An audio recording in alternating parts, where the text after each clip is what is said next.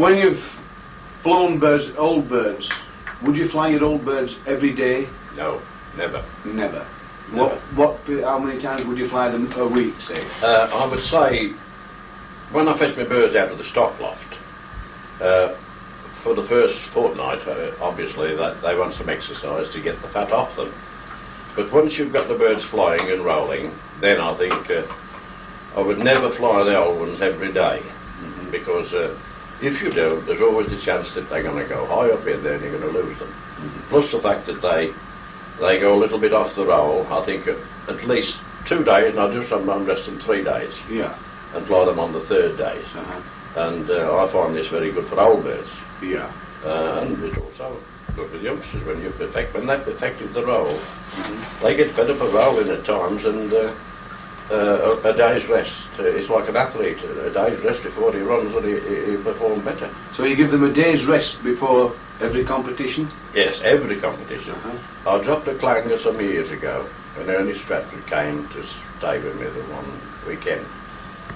And he said, I want to see your birds fly, Bob. I said, I'm flying tomorrow. I don't usually fly them.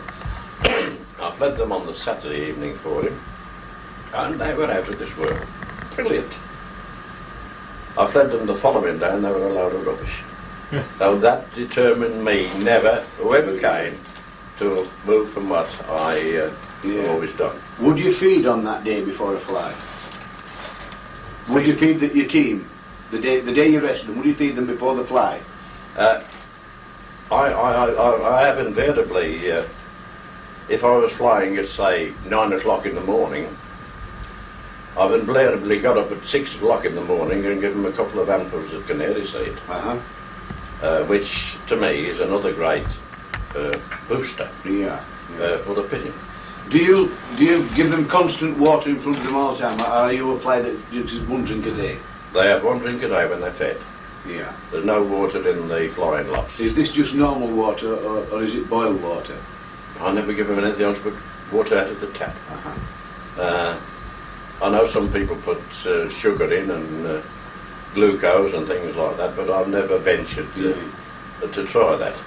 I mean, it's even been said that they put whiskey in, but if there's any whiskey about, I want it. Do you leave, in a flying team, do you leave grits and mineral in front of them all the time? Grit, never mineral. I think it was in 1982 or 81 when I had some minerals given me, animal minerals, and I found it fantastic for breeding youngsters, and I used to give it to the flyers, but I found out that giving minerals to the flying pigeons, which you try to concentrate on half an hour's work, they were doing an hour and a half, and I couldn't understand why I was losing my pigeons. And I put it down to using minerals for the flyers. So, therefore, I knocked the minerals off the flyers. Just the grit? The youngsters. Just over grit. That's all I have, grit and wheat.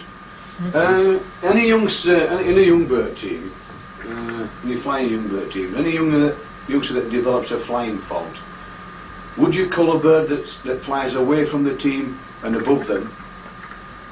Would you allow this bird to continue flying with them? I never condemn the bird, no.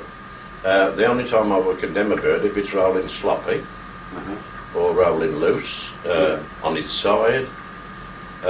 If it comes persistently, it keeps landing before the given time, then I would kill it. But I think you must give them a good chance before you decide to kill them. What do you look for in the young birds to consider a pigeon good enough as a roller? What do you look for first of all? Well, I would say the speed in which it rolls, the depth it rolls, and the control is the most important thing. The control you mean by the stop? The dead stop, when they put the brakes on. There's no pigeon ever makes my stock loft that rolls down coming into land. I can forgive a bird rolling when he comes out of the stock loft in excitement. But I can't forgive a bird when he's coming into land that bounces off the top of the loft. Mind you, I've got an advantage over one or two other, well, a lot of people, because I land mine on aerial poles, which are 30 foot above my loft. Yeah. And if they do roll above the loft, they've got such a distance to save themselves before they crash. The aerials I put up was due to the house they built the back of my loft. Yeah.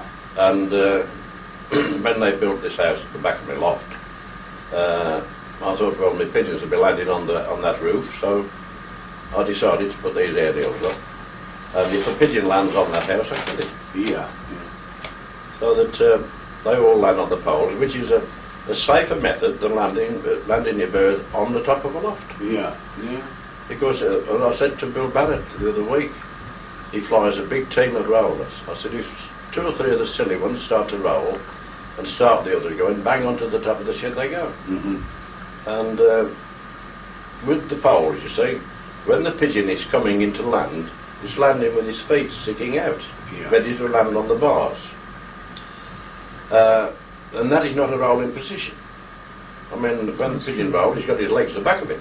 Yeah. So that when he's coming to land on the poles, he's not in a rolling position, so he lands onto the poles. And I think it's a big advantage to have these aerial poles up. How do you train them to roll on land on it? I find it a big advantage. Now, Mohamed's just said it. Do you find it any difficulty in training young birds to land on the top of the poles at first? Well, of course, here again, this is what happens, you see, when I breed my youngsters. They first come out of my loft. I wean them very early, and then they come out of the loft and they go fly from the roof down to the floor and then back again onto the roof. Then what I do then, they can fly that far. I get them in my loft in the kit boxes. The old ones drop on the pole, and I throw every one up individually onto the pole. And having 2 poles, they fly from one pole to the other, and they break themselves in more or less, because they're only used to landing on those poles, and eventually, like, you loose them out the loft and they go straight onto the poles. And then they strike off and come back to the poles, strike off and come back to the poles. So this is a great thing for breaking the pigeons in. If you knocked them straight off the loft and they go around the back of the house, you would lose them, or lose a percentage of them. So that I find it's a great thing for breaking your pigeons in. And you see, I do this with every youngster I breed. It's thrown up there, it's never finds its own way up there. I throw them up at an early age, when about 7 weeks to 8 weeks. I mean, they're flying at 8 weeks, my pigeons are. I think if you leave them till 10 and 12 weeks, then they don't kit. They go all over the sky instead of bunching together. But would you consider a youngster that's rolling and gets blood in his eyes, would you consider that for stock, or would you cull it? Well, I can honestly say I've only seen one pigeon in my life that rolled blood in his eyes, and that was when I went to see Ken Payne, who was a very old fancier who died years ago. And if he had a checker badge that rolled, and when he came down, his eyes were full of blood.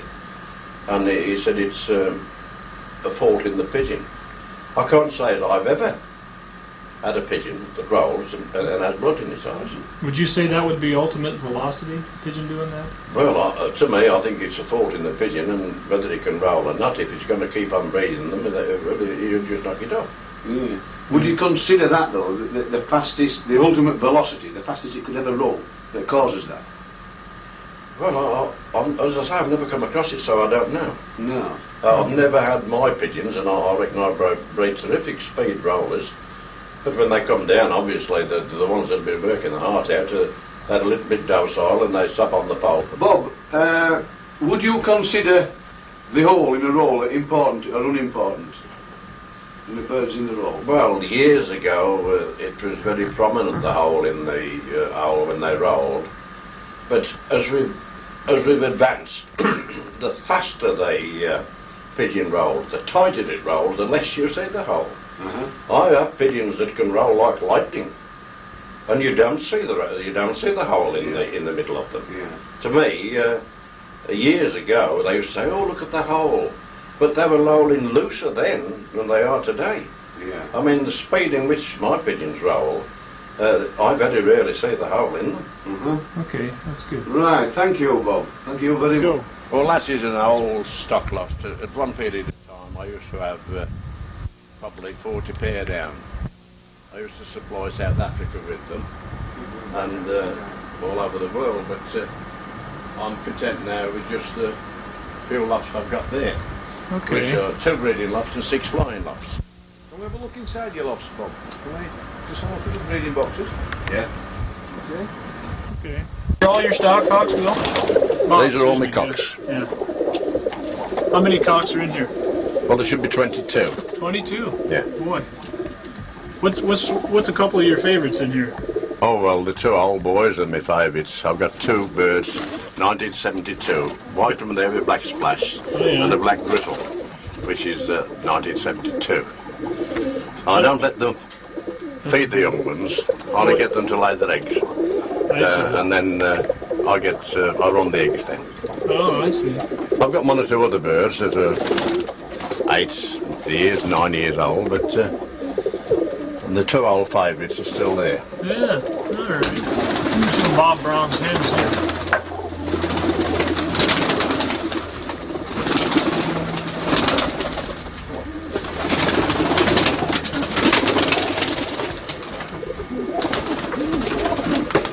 How many hens you got here, Bob, roughly? There should be about 24. I've got more hens than I've got cocks. These are all quality birds, I can assure you on that. Well, would you like them back in the loft to take it with the... There's some more Bob Brown stock hens.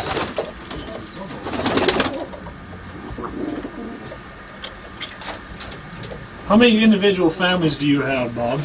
in Only here? 3. Just 3? Three stock cocks, which are the foundation of my pigeons. Okay. When I get too close, I always introduce another hen, you see.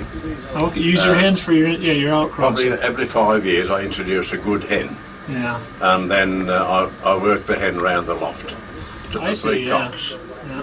And I think the success of all rollers is having a good line, and you can do more with a small kit of pigeons than you can with having 100. You see, I'm very concerned about what I introduce to my pigeons. Yeah. Very concerned because It takes you a while to figure out what's in them, right? Yeah, the obvious thing is that is the white hen there. I think that's the white hen there that won the 83 single bird. This one right here won the 83. This one. Right.